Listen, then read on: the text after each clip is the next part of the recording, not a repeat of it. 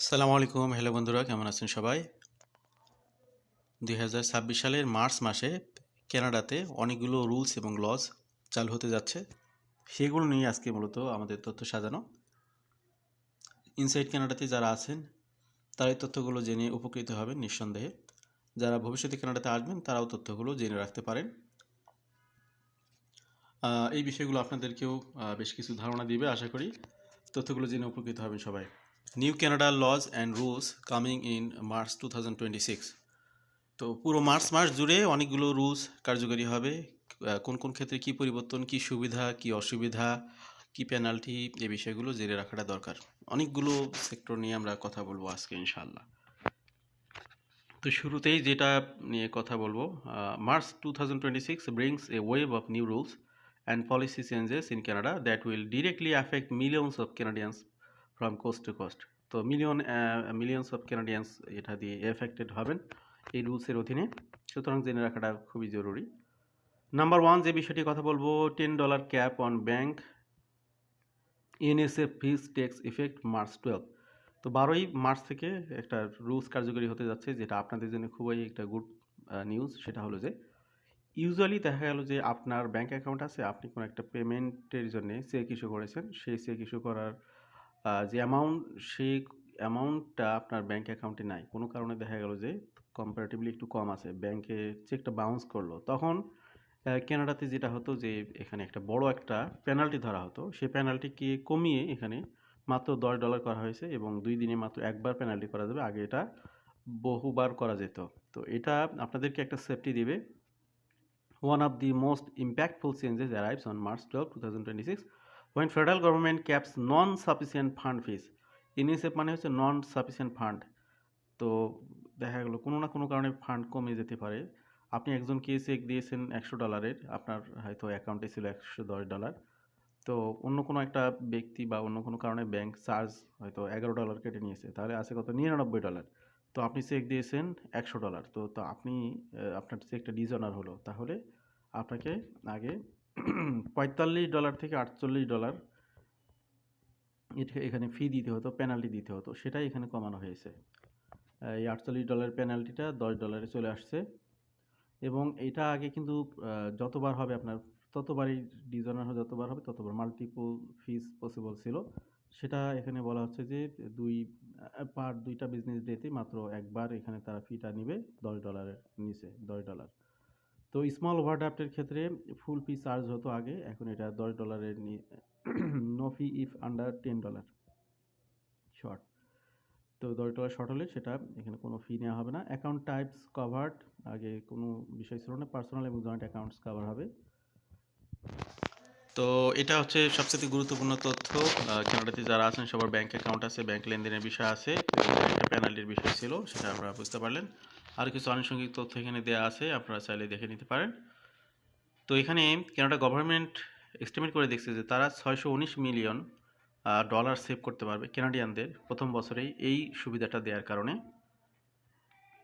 এবং এই ডিপার্টমেন্টের অধীনে যে তথ্যটি এসেছে যে 34% কানাডিয়ান ইনকার অ্যাটলিস্ট এনএসএফ ফি অ্যানুয়ালি। 34% ব্যক্তিরা এই সমস্যা, মানে এই পেনাল্টি দিতে হয়। তো তারা এখানে একটা বিরাট সাপোর্ট পাবেন, যেটা 15.8 মিলিয়ন এনএসএফ ট্রানজ্যাকশন ঘটেছিল 2023 সালে। তো সেই জায়গাতে একটা সুবিধা আপনাদেরকে দিচ্ছে। কারা এখানে কোয়ালিফাই করবেন? Anyone with a personal or joint deposit account at a federally regulated bank. তারপরে কাস্টমার আরবিসি, কাস্টমার কোন কোন ব্যাংকের কাস্টমাররা এই সুবিধাগুলো পাবেন? RBC Royal Bank of Canada, TD, তারপর BMO, Scotia bank, CIBC, National Bank. তারপরে হচ্ছে members of federal credit unions, তারা এই সুবিধাগুলো পাবে। হু ডাজ নট কোয়ালিফাই, কারা এই সুবিধাগুলো পাবে না? Business accounts and corporate accounts of at provincially regulated credit unions. এখানে আরও কিছু নোট রয়েছে, আপনারা চাইলে দেখে নিতে পারেন স্ক্রিনটা পজ করে দিয়ে। অ্যাসল্ট স্টাইল, এবার আমরা সেকেন্ড রুলসে আসি। Assault style fire arms declaration deadline March 31। তো এখানে কানাডাতে ফায়ার আর্মস অনেকেই ব্যক্তিগতভাবে রাখেন, সেগুলোকে ধ্বংস করার জন্যে কানাডা গভর্নমেন্ট একটা উদ্যোগ নিয়েছে। সেটা হচ্ছে যে আপনার কাছে যদি অ্যাসল্ট স্টাইল ফায়ার আর্মস থাকে, সেটা আপনি ডিক্লেয়ার করতে হবে 31 মার্চের মধ্যে। তো তো এটা ডিক্লেয়ার করলে কি হবে, আপনার আর্মসটা আপনি পরবর্তীতে জমা দিবেন কানাডা গভর্নমেন্টের অথরিটির কাছে, এবং আপনি এই আর্মসটার বিনিময়ে আপনাকে একটা খরচ দেয়া হবে বা এখানে কম্পেনসেশন দেওয়া হবে। এরপর গভর্নমেন্ট সেই আর্মসগুলো ধ্বংস করে ফেলবে। এখানে সিকিউরিটি ইনক্রিজ করার জন্য মূলত এই নিয়মটি করা হয়েছে। আশা করছি তথ্যগুলো আপনাদের কাজে আসবে, বিশেষ করে যাদের এই ধরনের ফায়ার আর্মস আছে। জানুয়ারি 19 থেকে মার্চের 31 পর্যন্ত এই টাইমটা ছিল ডিক্লারেশন পিরিয়ড, যে কার কার কাছে আছে। যদি এগুলো ডিক্লেয়ার না করেন আবার আপনার কাছে যদি থাকে তাহলে বড় পানিশমেন্টে পড়তে পারেন। তো মার্চের 31 তারিখের পরে এগুলো কালেকশনের জন্য অ্যাপয়েন্টমেন্ট দেওয়া হবে। তারপরে 30 তারিখ, অক্টোবরের 30 তারিখ 2026-এ অ্যামনেস্টি পিরিয়ড ইন্ড হবে। তো এখানে ফেয়ারলি এই বিষয়গুলো ডিল করা হচ্ছে, যারা সহযোগিতা করবেন না তারা বিপদে পড়বেন। এখানে কি পয়েন্ট যেগুলো, declaration can be submitted online through SFCP portal or by mail. তো অনলাইনে কিন্তু এগুলো আপনারা ডিক্লেয়ার করতে পারবেন। পেপার ডিক্লারেশন করতে হলে অবশ্যই সেটা পোস্ট অফিসে আপনার 31 মার্চ 2026-এর আগেই পৌঁছাতে হবে। Declarations processed on first come first serve basis based on fund availability. যেহেতু এগুলো জমা দিলে আপনারা এখানে একটা ফান্ড পাচ্ছেন, সুতরাং এখানে ফান্ডের অ্যাভেলেবিলিটির একটা বিষয় রয়েছে। কেননা গভর্নমেন্ট কিন্তু বিরাট একটা ভর্তুকি দেবে এখানে, সেটাতে আমরা আসবো। এখানে দেখতে পাচ্ছেন আপনারা অ্যাপ্রক্সিমেটলি $250 মিলিয়ন তারা এই কম্পেনসেশনের জন্য খরচ করবে, এবং তারা 12,000 ফায়ার আর্মস অলরেডি কালেক্ট করেছে এবং সেগুলো ডিস্ট্রয় করা হয়েছে। তো বাকি যার কাছে আছে, যাদের কাছে আছে তারা এগুলো জমা দিবেন। এটা 31 মার্চের মধ্যেই এটা আপনার ডিক্লেয়ার করতে হবে। কম্পেনসেশনগুলো কিভাবে কাজ করবে সেটা একটা তথ্য এখানে রয়েছে, আপনারা চাইলে দেখে নিতে পারেন। এখানে দেখুন কোন ধরনের ফায়ার আর্মসের জন্য কি পরিমাণে কম্পেনসেশন দেওয়া হবে, রেঞ্জটা কেমন।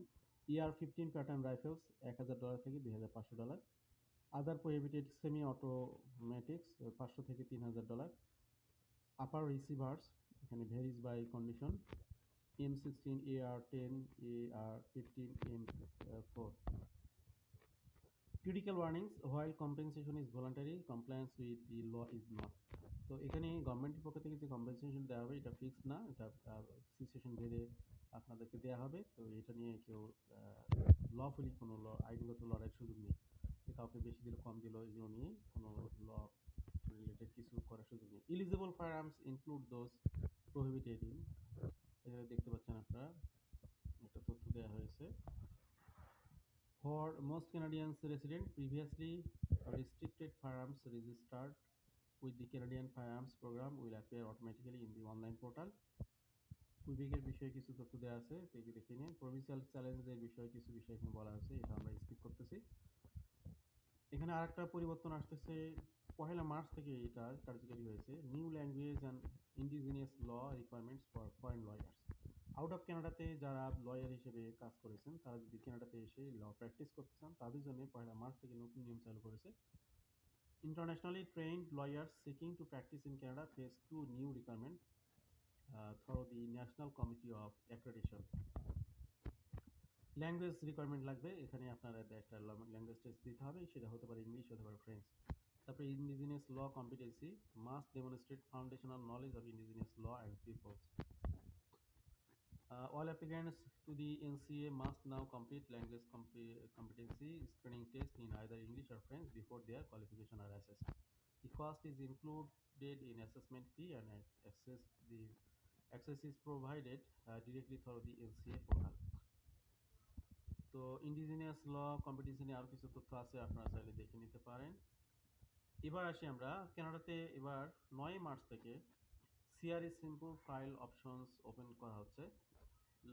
লোয়ার ইনকাম কানাডিয়ানস যারা, তাদের জন্য simple tax situation can access the CRA simple file service starting March 9, 2026। তো এই সিম্পল ট্যাক্স আপনার ট্যাক্স ফাইল করলে সুবিধা হলো আপনি যতটা ট্যাক্স দেবেন তার থেকে বেনিফিট বেশি পাবেন, কারণ লোয়ার ইনকামে তো বেনিফিট বেশি দেওয়া হয়, আপনি ফাইল না করলে তো বেনিফিটগুলো পাবেন না। Simple File is a free, fast and secure way to file taxes, available digitally or by phone for eligible individuals across Canada. Simple File Open, Simple File Digital, Simple File by phone, file online through CRMI account, automatic phone filing system.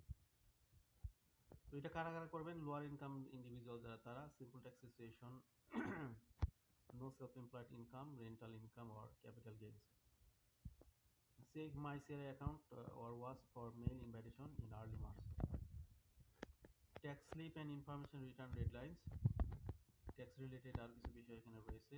March ২ ২০২৬ who it applies to employersদের জন্য what due T4 information returns for 2025 March ৩১ ২০২৬ partnership individual partnership information returns March ৩১ ২০২৬ trust income tax returns. এই তথ্যগুলো আশা করি আপনাদের কাজে লাগবে। আরো কিছু তথ্য আছে। এবার আমরা একটা সামারি দেখি যে প্রকৃতপক্ষে মার্চ মাসে কি কি চেঞ্জ আসতেছে। নাম্বার 1 হচ্ছে পয়লা মার্চ থেকে NCA language screening and indigenous law requirement take effect. March 2 T4 information return filing deadline already পার হয়ে গেছে। March 9 CRA simple file service open, এটা সামনে আছে। মার্চ 12 এনএসএফ ফি ক্যাপ $10 করা হচ্ছে, টেক্স ইফেক্ট, এটা কার্যকরী হবে। March 31 assault style firearms declaration deadline, অর্থাৎ এর মধ্যে ঘোষণা দিতে হবে। March 31 partnership and trust return deadline. তো আজকে অনেকগুলো বিষয় আপনাদেরকে জানানো হলো যেগুলো কার্যকরী হবে। কানাডাতে যারা আছেন বা আসবেন কোনো না কোনোভাবে তথ্যগুলো আপনাকে সুবিধা দিবে, সহযোগিতা করবে। এক একজনের জন্য এক এক তথ্যগুলো কার্যকরী হতে পারে, ভূমিকা রাখতে পারে। আমাদের সাথে থাকার জন্য আবারও ধন্যবাদ, কৃতজ্ঞতা। ভালো থাকবেন সবাই। আল্লাহ হাফেজ। সালামু আলাইকুম।